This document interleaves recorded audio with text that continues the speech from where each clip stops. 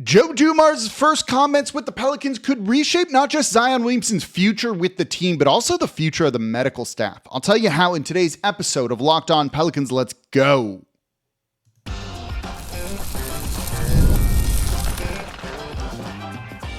You are Locked On Pelicans, your daily New Orleans Pelicans podcast, part of the Locked On Podcast Network, your team every day. Welcome to another edition of Locked On Pelicans, the daily podcast covering your favorite team, the New Orleans Pelicans and NBA, part of the Locked On Podcast Network, your team every day, available wherever you get your podcasts and available on YouTube. I'm your host, Pelicans Insider, credential member of the media, Jake Madison, at NOLA Jake on Twitter, here with y'all on this Thursday. I'm pre-recording this one, by the way, so we'll have to bump it if there's other news that breaks, but pre-recording this one, we're on Thursday here, and I want to break down some more of what Joe Dumars said and how it could impact the future of Zion Williamson. We talked a little bit about that yesterday. I want to look at it with the medical staff, the player performance and care team, because what Joe Dumars said is definitely going to have a direct impact on them, and then how what he's saying is going to set the foundation, the future for their next draft pick, hopefully Cooper Flagg.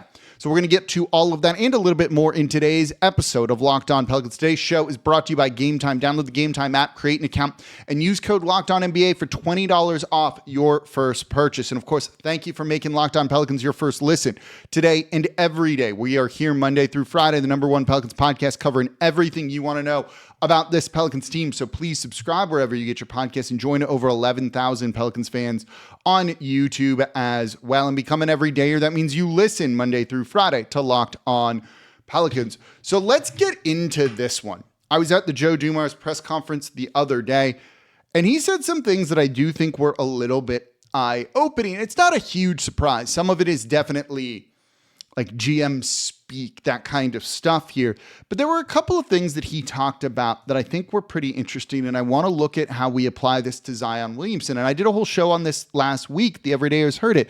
Joe Dumars' first words in the press release didn't really describe Zion Williamson, in my opinion here. And so at the press conference, you heard a lot about the intangibles that Joe Dumars is looking for in players. And there was a specific line that I actually kind of liked. And he said, you know, when you are kind of building your team or you draft someone, you trade for him, you sign him in free agency, two people walk into the building. There's the player and the person.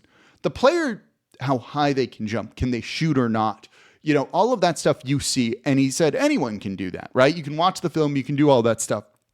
But the intangibles, you don't know until you spend more time talking to the person, right?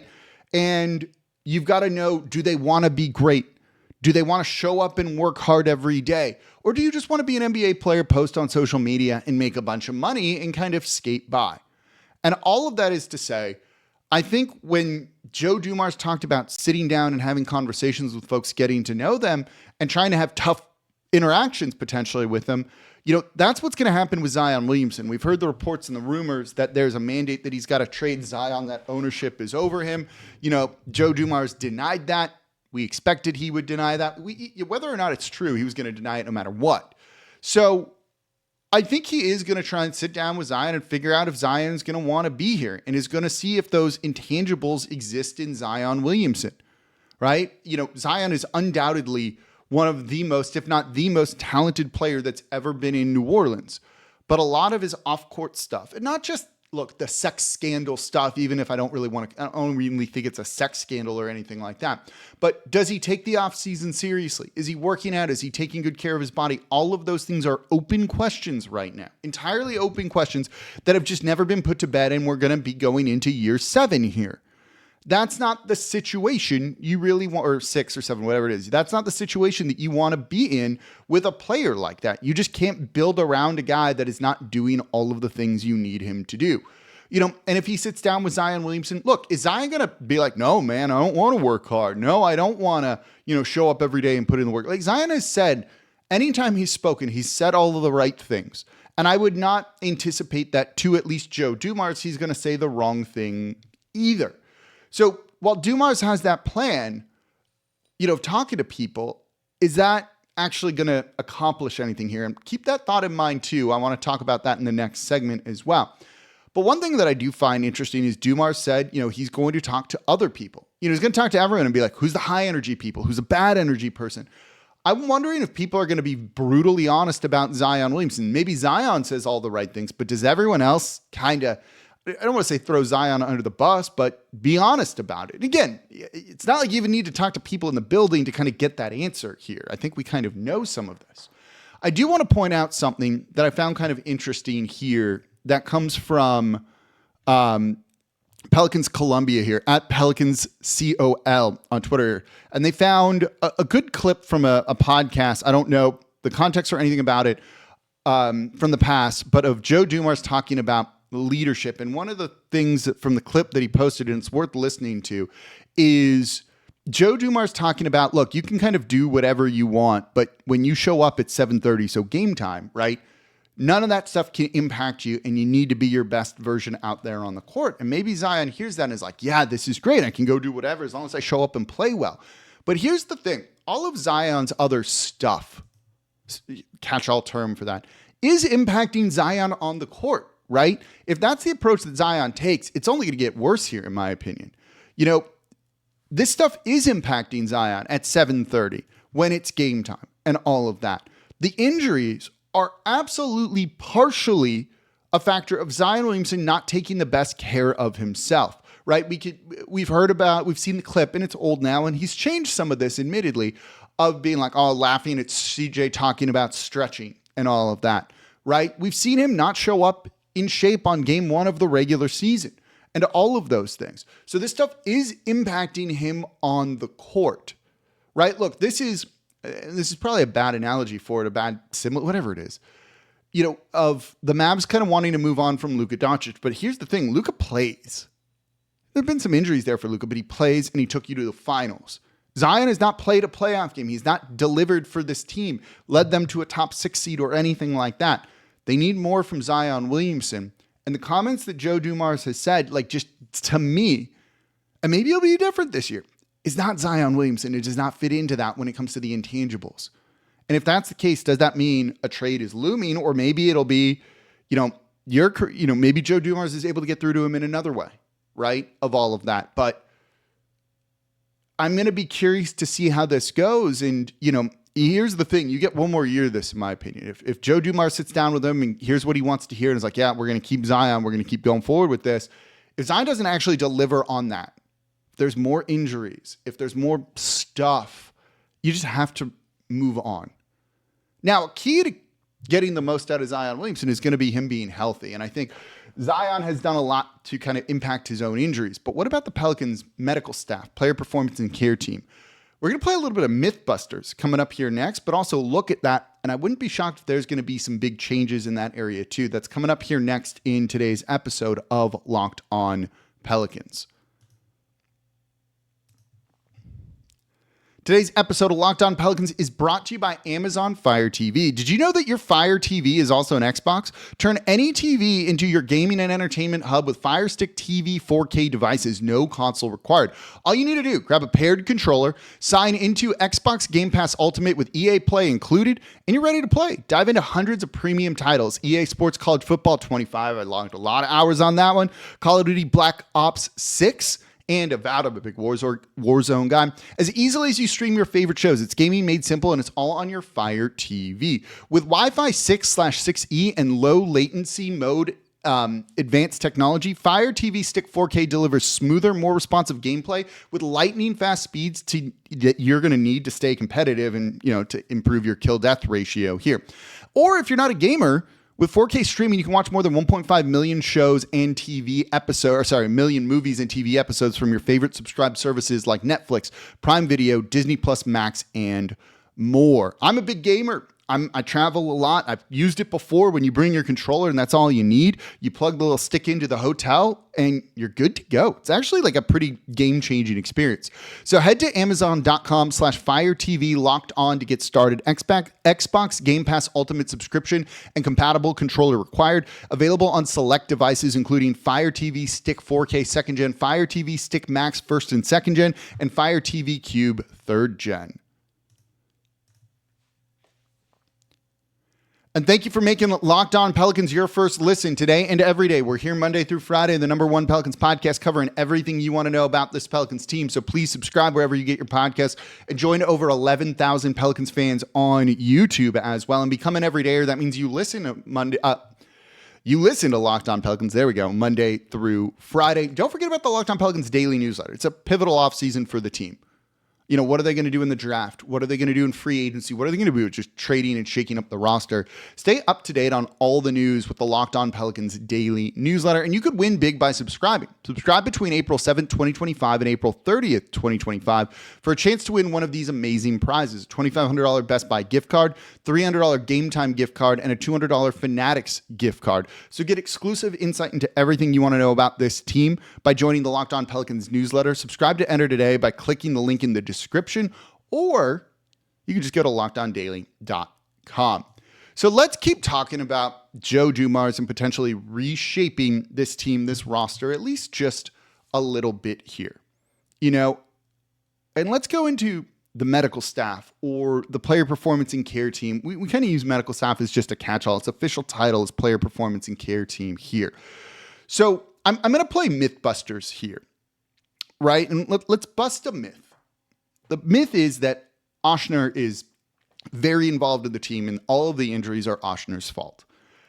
Truthfully, Ochsner has very little to do with the team outside some sponsorships. You know, I think when you look at what people think is going on here, you know, when a player gets injured, they're going to get evaluated by people associated with the team, but they're also allowed to seek out other opinions. And it's not like Ochsner needs to go and do surgeries or do anything. Players can kind of do what they want. And one of the big things that you see around the league now is a lot of players kind of have their own medical people that they just trust, right? That goes into the camp that people talk about a lot when it comes to players, right? So Ochsner might give you one opinion on something, but it's not like the players have to follow that at all. They can still do what they want when it comes to it, right?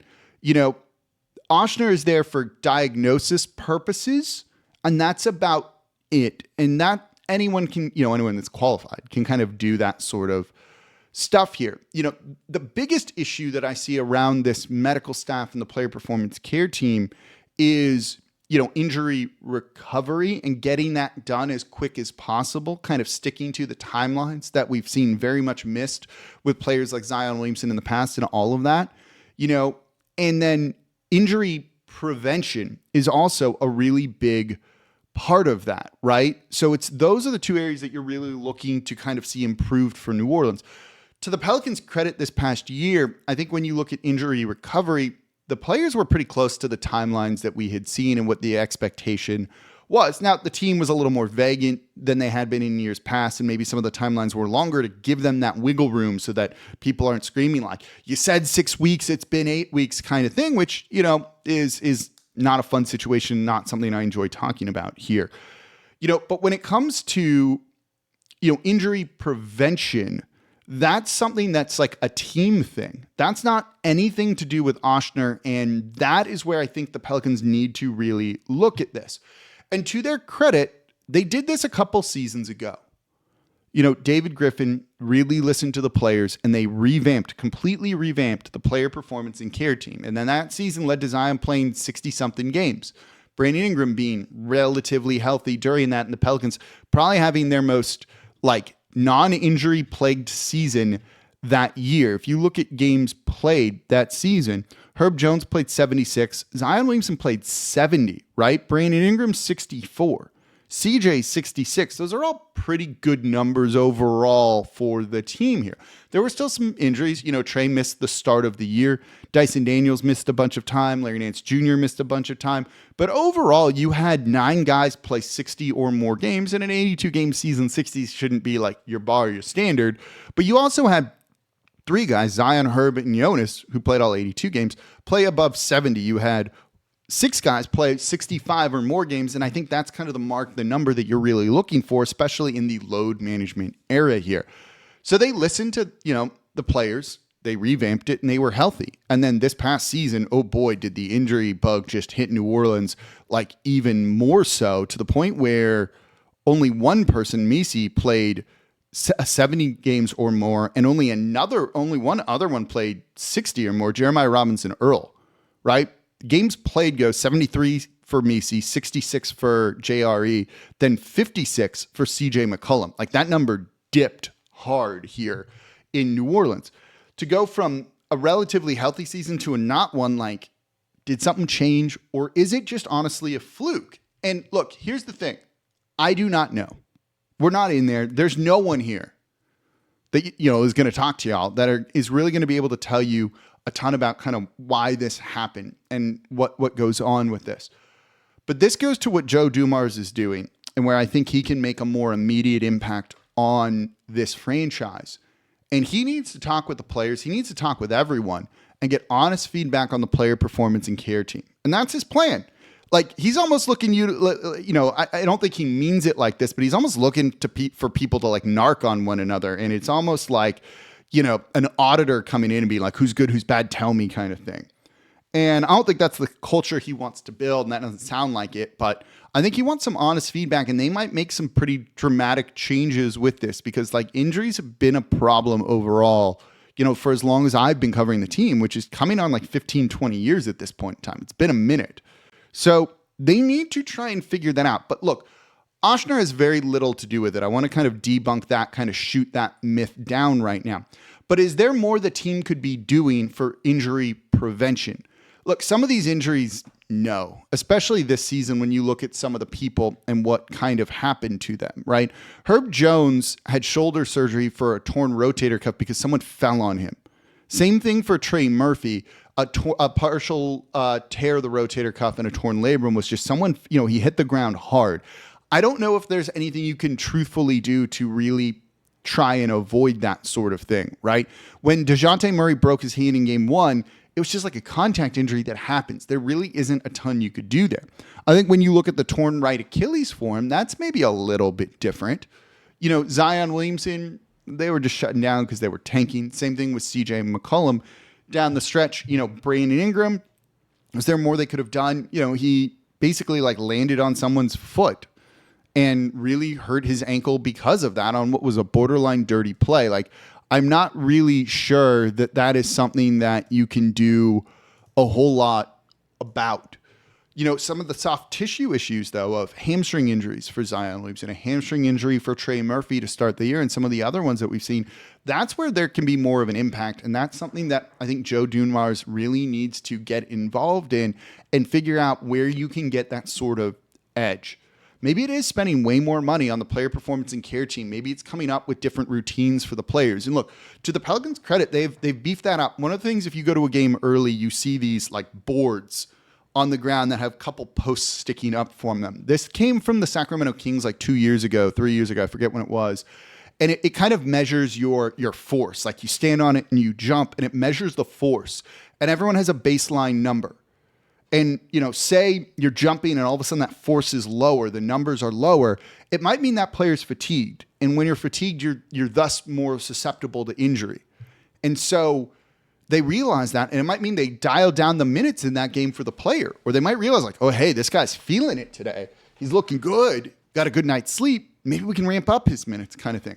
You know, there's a lot of thought into this that goes into it that I don't think is like really explained enough about. And, you know, those boards, I don't know what the official title is. I call them boards. I think that's kind of what everyone calls them. You know, it's something that the Sacramento Kings used, and they were super healthy that year. So like, every team started adopting that sort of stuff, including the Pelicans here. But can they help, you know, these players avoid injury? So injury prevention. You see a lot of teams that lift after games. That supposedly helps. Maybe that's something the Pelicans need to do more of, or start at all. I couldn't tell you if they're doing that or not. Those are the type of things that I think you want to see this team really invest in. And Joe Dumars getting those questions out there and having those talks with people, if they like the way that this is working or not, has a lot to do with it, right? Go read one or two of the pieces on the Dallas Mavericks right now on kind of like where that relationship started to get strained with Luka Doncic. And a lot of it has to do with the player performance and care team, their medical staff and all of that, and changes that happen there. You know, that team is arguably one of the most important like groups of people in any NBA team. And you need the players to really trust those folks and build good relationships with those people, because you want them to listen there, and and it just, you need good people. That's one of the most important things here. And I think Joe Dumars coming in with an open mind of changes or not changes could be a really good thing. And I'm hopeful that, he can come in and have those talks with the players, with other people in the front office, with coaches too, and see if they can kind of figure out what to do there. But Joe Dumars coming in with that approach of listen a lot, talk less, is a really good approach to overhauling some areas and trying to get this. And this is one that I think he can really potentially, maybe it's good. Maybe everyone's like, yeah, it was all flukes. We really believe in these folks. And I think that could be the case too, but at least know that you have that set and correct. And that's something that I think the team will do this off season. So coming up next, why does all this matter? Matters for your draft pick this coming year. Cooper Flagg, someone else. Let's talk about that. That's coming up here next in today's episode of Locked On Pelicans. Today's episode of Locked On Pelicans is brought to you by Game Time. There's nothing like the atmosphere of a live event, whether it's an NBA playoff game, a baseball game in the summer, or just comedy, theater, whatever it is. Just being out there around folks is awesome. It can feel electric. And with Game Time, you can be part of it without the stress of last-minute ticket hunting for whatever it is that you're looking for. Game Time makes it fast and easy to get tickets for everything, even when demand is sky high. Prices on the app actually go down as the start of the event gets closer, and their last-minute deals can save you up to 60%. And that's why I use Game Time. You're bored on a Friday, you don't know what to do, open up the Game Time app. There's going to be tons of events, and you're going to get a great price with their last-minute deals. You can save up to 60% off buying last minute for sports, concerts, comedy, and theater. And I love the all-in pricing. No surprise fees at checkout. What you see is what you pay. So take the guesswork out of buying tickets with Game Time. Download the Game Time app, create an account, and use code LOCKEDONNBA for $20 off your first purchase. Terms apply. Again, create an account, redeem code LOCKEDONNBA for $20 off. Download Game Time today. Last minute tickets, lowest price guaranteed. And thank you for making Locked On Pelicans your first listen today and every day. We're here Monday through Friday, the #1 Pelicans podcast, covering everything you want to know about this Pelicans team. So please subscribe wherever you get your podcasts and join over 11,000 Pelicans fans on YouTube as well and become an everydayer. That means you listen Monday through Friday to the Locked On Pelicans podcast. And don't forget about the newsletter too. Also, it's draft day. What are the Saints going to do? Go to Locked On Saints. Make them your second listen today. QB, not QB, maybe trading up into the back end of the first round for a QB. I'm excited. I know you're excited too. Locked On Saints with host Ross Jackson is going to make sense of everything black and gold. Make them your second listen today. Part of the Locked On Podcast Network, your team every day. So let's wrap up the show talking about why this stuff's important. And Joe Dumars coming in and kind of setting the tone and new foundation for the team of accountability, toughness. Honesty was a word that came up a lot too, which I like when it comes to those sorts of things. He's got a winning pedigree that hopefully should at least command some respect here. And if he's going to just be a straight shooter, an honest talker, as opposed to some of like the grift corporate speak, I think that's a very good thing. Because you potentially have a new franchise cornerstone coming in. And when you think about Zion Williamson in this tenure here not going the way that we have wanted it to go, and it hasn't, right? That's just a kind of simple fact here. The Pelicans weren't able to connect with Zion in the way early on and maybe gave him like too much leeway or things like that of like what he wanted to do, or just didn't figure out, how to almost keep him aligned. Was there not enough structure around him? Was there too much when it comes to those sorts of things? I think with a new player coming in, ideally a top 4 pick, we'll find out in a little bit less than a month, you want to set the right foundation. Look, what they did with Zion Williamson just didn't work. It just didn't work. For whatever reason, it didn't work, right? And that maybe laid the bad foundation for bad habits from Zion in the first place. And does that lead to kind of what we talked about in the first segment of him not taking care of his body in the offseason, not kind of just doing all of the things you need him to be doing, right? And if that's the case, you got to get it right with this new guy coming in. And I think with that, that's probably one of the big reasons why the Pelicans decided to make a change from David Griffin. Look, there's a variety of reasons, but he wasn't able to connect with Zion in the right way. You now have, in theory, a new top 4 pick coming in. You got to get this part right. You have to get it right. You cannot repeat the mistakes that you made with Zion Williamson. So setting the foundation for your next draft pick, your next cornerstone player, because if you're picking in the top 4, that's in theory what you're getting. Particularly the top 3 of this draft, ideally the top 2. Set the right foundation for that player to have the most successful career possible as early on as possible. Cooper Flagg's going to help you win games right away. Dylan Harper can help you win games right away. I think Ace Bailey will eventually help you win games. VJ Edgecombe will eventually help you win games, and some of these other players. So you want to get this right. You need to get this right. And maybe that's a big reason. I hadn't even really thought about it until I kind of planned this show out of. Maybe that's the biggest reason why you've got to get this hire correct or needed to make a change, was you just didn't trust David Griffin to kind of connect with the new draft pick the same way, right? Like, he comes off as very arrogant. Smart guy, don't get me wrong, built a winner, but I think that's the type of thing that kind of rubbed people the wrong way there and led to his ouster too. And by all accounts, I don't think Joe Dumars comes off as arrogant and is maybe someone that players can relate to a little bit easier. And that's part of this job. It's part of the job. You need to get that correct. And it feels like, yeah, maybe they can do that a little bit better with Joe Dumars than what they did before. So you need to get all of this culture. You know, Joe Dumars spent a lot of time talking about culture and kind of the core values and those things and how you act about it and how you do all of that, right? You know, I don't know if at times David Griffin really lived the values that he kind of preached about respect, compassion, but he's like going around kind of saying negative things about Alvin Gentry behind his back and all of that stuff, right? You know, that stuff kind of rubs off on people and rubs them the wrong way. Joe Dumars is kind of laying out the foundation, and whoever is going to come in that door as the player and the person, to use his words, is going to need to kind of have the expectations set and not deviated from in any capacity. And so while you hear him talk about culture and all that, and you probably are sick of hearing culture and things like that, it does matter, maybe less so for the players on the current roster, but 1 or 2 of the new players coming in. And that, I think, is one of the reasons they're going with Joe Dumars, who, look, you know, from the press conference, he didn't have a clear vision for what he's doing yet, nor should he, truthfully. But he does have a clear vision of the culture and what he wants to do there. And that might be one of the most important things. Time will tell.